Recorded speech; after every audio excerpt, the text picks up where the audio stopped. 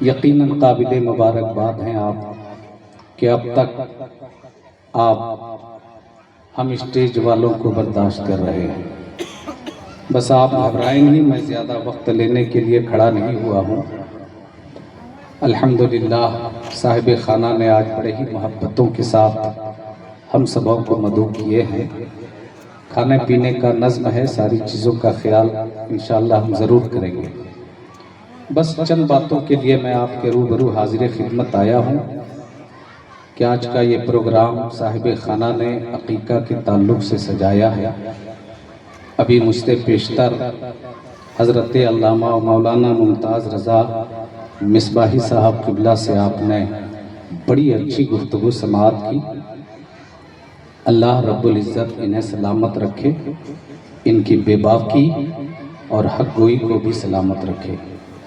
ہماری جماعت اہل سنت کے ایک معناز شخصیت، باصلاحیت عالم دین، وہ تشریف رکھتے ہیں اور ہمارے سب بزرگ حضرات بیٹھے ہوئے ہیں۔ بس میں بڑی تیزی سے یہ تلاوت کردہ آیت مقدسہ کا مفہوم آپ سبوں کے حوالے کر رہا ہوں۔ لَقَدْ كَانَ لَكُمْ فِي رَسُولِ اللَّهِ أُسْوَةٌ حَسَنَةٌ، تم میں ایک رسول بھیجا جاتا ہے جس کی زندگی تمہارے حق میں نمونۂ عمل ہے۔ حضرات، یہ آیت مقدسہ اگرچہ دیکھنے کے اعتبار سے بہت مختصر معلوم ہوتی ہے، لیکن اگر اس کے مفہوم و مطالب پہ غور و فکر کیا جائے، ریسرچ کیا جائے، تو یہی آیت مقدسہ ہمارے لیے بحر بیکراں نظر آتی ہے۔ اور کما حقہ، اگر اسی ایک آیت مقدسہ پہ عمل پیرا ہو جائے تو ہماری زندگی بھی سنورتی ہوئی نظر آئے گی اور آخرت بھی سنورتی ہوئی نظر آئے گی۔ کہ اللہ رب العزت نے قرآن مقدس میں ارشاد فرمایا کہ تم میں ایک رسول بھیجا جاتا ہے، مبعوث کیا جاتا ہے، جس کی زندگی تمہارے حق میں نمونۂ عمل ہے۔ کیا مطلب؟ یعنی رسول پاک صلی اللہ تعالیٰ علیہ وسلم کی پاکیزہ زندگی یہی ہمارے لیے ماڈل ہے۔ کہہ دیجئے سبحان اللہ۔ معزز حضرات، یہاں پہ کسی پنڈت کی زندگی ہمارے لیے ماڈل نہیں ہے، یہاں پہ کسی اغیار کی زندگی ہمارے لیے ماڈل نہیں ہے۔ ہم مسلمانوں کے لیے یہ قرآن، حدیث، اجماع امت اور قیاس مجتہد، یہ چار چیزیں کافی ہیں ہماری زندگی کے سارے مسائل حل ہونے کے لیے۔ کیا حضرت؟ رسول پاک صلی اللہ تعالیٰ علیہ وسلم، غالباً صحابی رسول کا نام حضرت عمرو بن عاص ہے، ہمارے حضرت لوگ تشریف فرما ہیں، مصر کا گورنر عطا فرمایا۔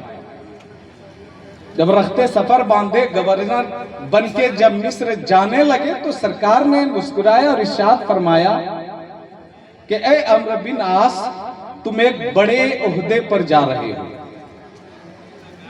وہاں پر لوگ تیرے پاس طرح طرح کے مسائل لے کر آئیں گے، تم اس کا حل کیسے کرو گے؟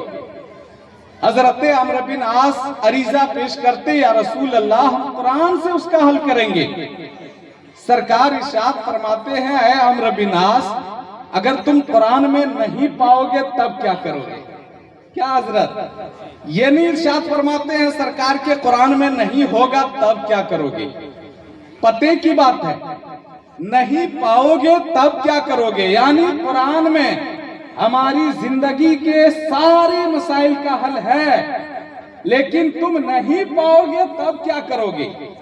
حضرات، سمندر میں غوطہ زن جب غوطہ لگاتا ہے تو کوئی موتی لے کے اٹھتا ہے، کوئی صدف لے کے اٹھتا ہے اور کوئی خالی ہاتھ آ جاتا ہے۔ اب خالی ہاتھ اٹھتا ہے تو اس کا یہ مطلب نہیں کہ سمندر میں موتی ہے ہی نہیں، سمندر میں صدف ہے ہی نہیں۔ معزز حضرات، ہے لیکن وہ نہیں لا پائے۔ بس سرکار فرماتے ہیں اگر تم قرآن میں نہیں پاؤ گے تب مسئلے کا حل کیسے کرو گے؟ حضرت عمرو بن عاص عریضہ پیش کرتے، یا رسول اللہ، ہم آپ کی حدیث سے مسئلے کا حل کریں گے۔ اب میرے آقا ارشاد فرماتے ہیں اگر تم حدیث میں بھی نہیں پاؤ گے تب کیا کرو گے؟ ارشاد عریضہ پیش کرتے یا رسول اللہ پھر ہم اجماع امت سے مسئلے کا حل کریں گے۔ اب اگر اس کو بھی تم نہیں پاؤ گے عمرو بن عاص، تب پھر بتاؤ کہ تم مسئلے کا حل کیسے کرو گے؟ حضرت عمرو بن عاص عریضہ پیش کرتے یا رسول اللہ ہم قیاس مجتہد مسئلے کا اجتہاد کریں گے اور اس سے ہم جو ہے مسئلے کا حل کریں گے۔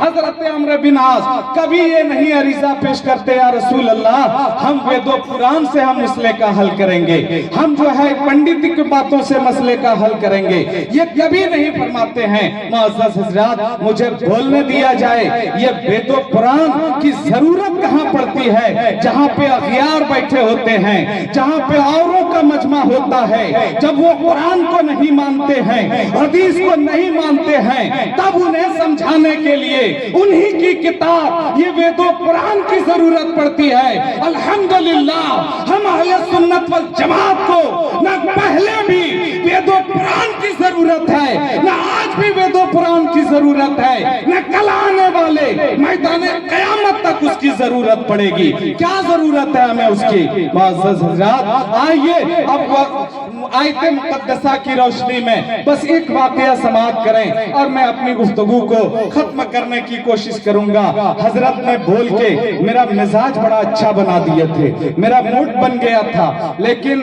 افسوس یہ ہے کہ وقت میں گنجائش نہیں، بس چلتے چلاتے آیت مقدسہ کے تحت ایک واقعہ سماعت کریں، اس لیے کہ آپ سبوں کو یہ اچھی طرح معلوم ہے۔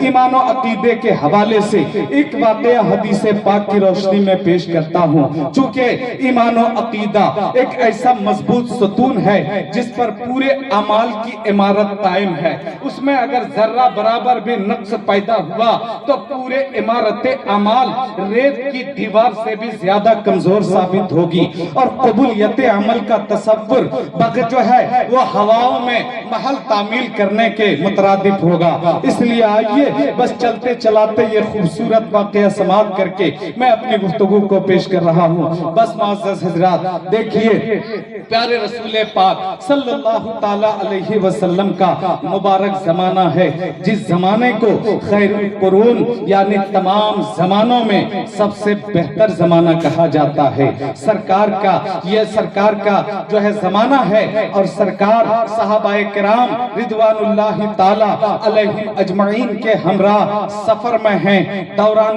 سفر ایک ایسی جگہ پر پڑاؤ ڈالتے ہیں جہاں پر کہیں دور دراز تک پانی کا سراغ نہیں ملتا ہے، دور دراز تک کہیں پانی کا پتہ لگاتے ہیں تو پانی کا پتہ نہیں چلتا ہے۔ اب میرے سرکار کے پاس جو صحابہ کرام ہیں وہ پیاس کی شدت سے تڑپ رہے ہیں، جانوروں کی زبانیں پیاس کی وجہ سے باہر نکل رہی ہے، بچے پیاس کی وجہ سے بلک رہے ہیں، سارے لوگ پانی تلاش کر کے تھک گئے۔ جب انہی سے پانی کا سراغ نہ لگ سکا تو آخر میں سرکار کی بارگاہ میں آتے ہیں، عریضہ پیش کرتے ہیں، یا رسول اللہ فداک امی و ابی، آپ پر میرے ماں باپ قربان، یا رسول اللہ ہم پیاسے تڑپ رہے ہیں، ہمارے جانور پیاسے ہیں، ہمارے بچے پیاس کی وجہ سے بلک رہے ہیں، ہمارے سارے قافلے والے پیاس کی وجہ سے تڑپ رہے ہیں، یا رسول اللہ کہیں سے بھی پانی کا انتظام تو فرما دیجئے۔ اللہ اکبر،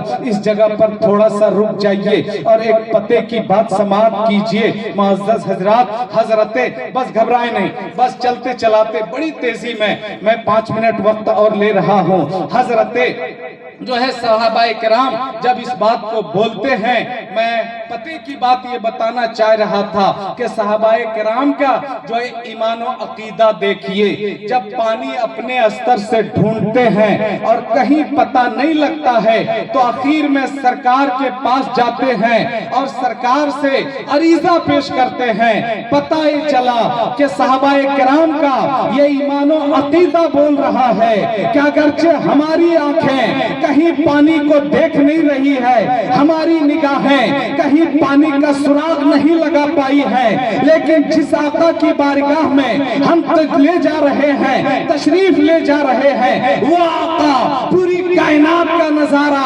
ایسا ہی فرماتے ہیں جیسے ہم اپنی ہتھیلی کو دیکھا کرتے ہیں۔ معزز حضرات یہی تصور لے کے آقا کے پاس جاتے ہیں اور عریضہ پیش کرتے ہیں، یا رسول اللہ پانی کہیں سے انتظام इंतजाम फरमा दीजिए। अब मेरे आका ये नहीं फरमाते, ऐ मेरे साहबियों सुनो, जब तुम पानी का पता लगा चुके, कहीं पानी का सुराग ना मिला, तो मैं भी तुम्हारे ही पास बैठा हूँ। मैं कहाँ से पानी का पता लगाऊं, मैं कहाँ से पानी का सुराग लगाऊं? ये मेरे आका नहीं इरशाद फरमाते हैं, मुस्कुराते हैं और इरशाद फरमाते हैं, ऐ मेरे साहबियों सुनो, तुम्हें घबराने की जरूरत नहीं है, परेशान हाल होने की जरूरत नहीं है। वो देखो सामने एक पहाड़ है, उस पहाड़ के उस पीछे एक काला कलोटा हबशी गुलाम पानी का मशकीजा लिए जो है चले जा रहा है।